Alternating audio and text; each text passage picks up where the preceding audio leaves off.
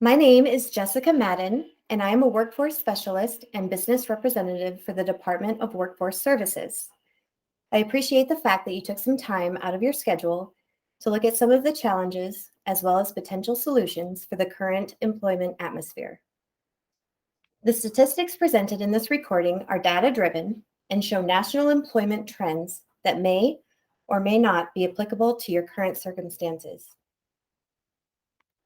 Some of the challenges that employers are currently facing include the fact that baby boomers are retiring, there is an erosion of prime-aged workers, millennials and Gen Z, and how they tend to have significant differences in their preferences, lifestyles, and priorities.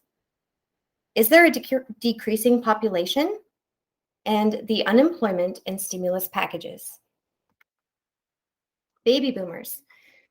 Baby boomers are retiring. Historically, they have been retiring at a rate of about 2 million per year. However, in 2020, 3 million baby boomers retired. Baby boomers were born into families with an average of 4 children. A lot of times, the children were needed to help with the farms and the ranch lifestyle. On average, boomers had only 2 children. And now the fertility rate is 1.7 in the United States. We're not even replacing ourselves. The US has moved from a rural to an urban life, and the urban life generally has a higher cost of living, so the expense of more children can be daunting. Marriage rates are delayed and have also declined. In 1960, 72% of Americans were married, but in 2016, it dropped to 50%. In 1960, the average age for a woman to get married was 22, but in 2019, it jumped to 30.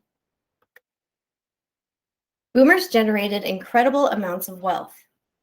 The gross domestic product, which is the monetary value of final goods and services, nearly tripled from $2 trillion in 1947 to $5.6 trillion in 1975 because of the masses of boomers entering the workforce, including tens of millions of women. This is the first time that the United States experienced 2 household incomes. And this made the GDP jump to $15.3 trillion in 2009. The median annual household income in 1955 was $5,000.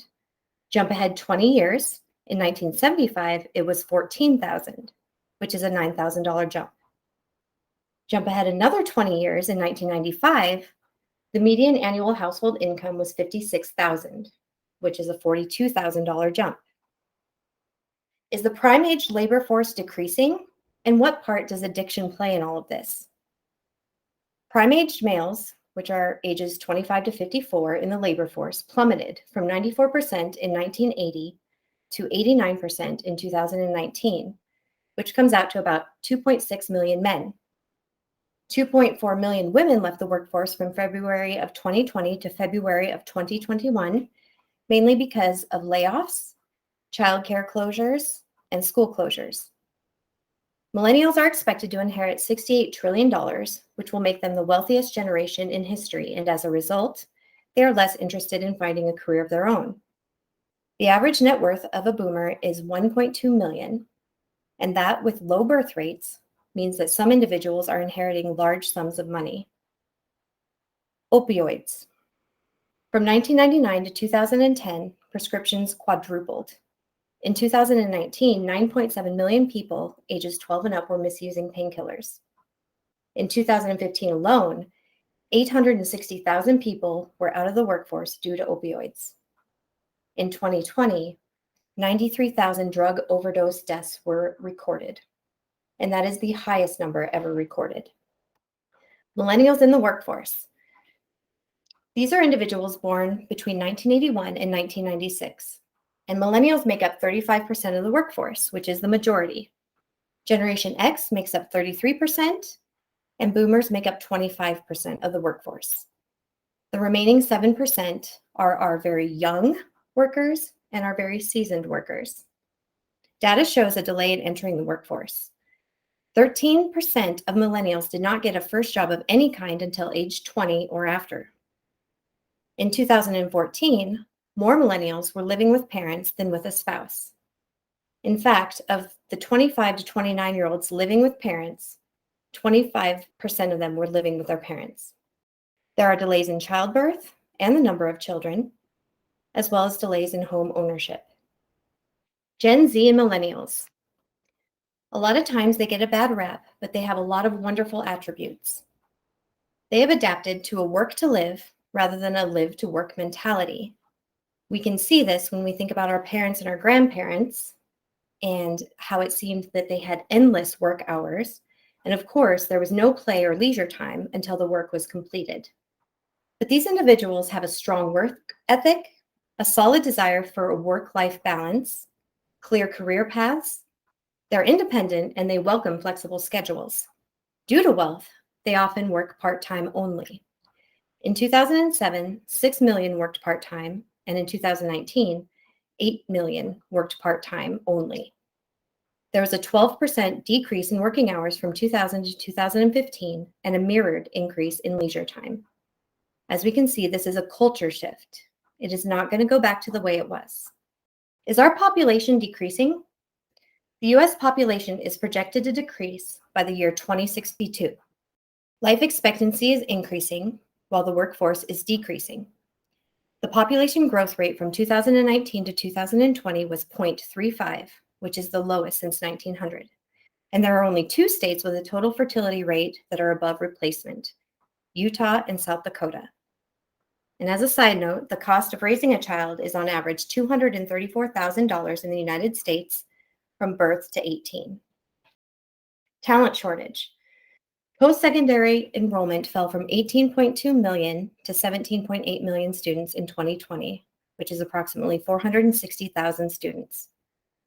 First-time student enrollment at community colleges fell a staggering 21% in 2020. Student debt is at a historic high, and the American Action Forum reports that the American labor market will face a deficit of 800,000 workers with associate's degrees and a shortage of 8.5 million American workers with a bachelor's degree or higher. Workforce participation and job openings. Those with less than a high school diploma in the United States is about 9.1 million, and of them, they have a 44.1% participation rate. Those that graduated from high school are about 35 million with a 55.9% participation rate. Associate's degree, 36.1 million people with a 63.1% participation rate. And those with bachelor's degree or higher is 60.5 million people with a 72.3% participation rate. So that you can see, those with an associate's degree or higher make up the majority of the workforce. Immigration was down 87% in 2020, and many entry-level jobs in industries such as hospitality, tourism, service, and labor are filled by immigrants. Now about job openings, 3.2 million require a college degree, whereas 6 million do not. And of the unemployed, 4.21 million have a college education, whereas 3.39 million do not have a college education. Now, the pandemic unemployment, stimulus packages, and child tax credits. Many employers have come to me and they credit this to the lack of the workforce. But as you can see, there are a lot of other factors. Wyoming's unemployment rate in September of 2021 was 5.2, which mirrored the national. There are still 5 to 6 million people that left the workforce because of COVID that have not re-entered. Job openings pre-COVID were 7 million, and now they are 9.2 million and climbing. 9.8 million people are currently collecting some form of unemployment insurance. In May of 2021, the U.S. Chamber surveyed 9.3 million of the 25 million people that lost their jobs during the pandemic. 3 million are actively looking for work. 3.5 million are not actively looking for work, but they do plan on working later this year. 1.6 million will not go back to work this year. And 1.2 million indicate that they never expect to return to work.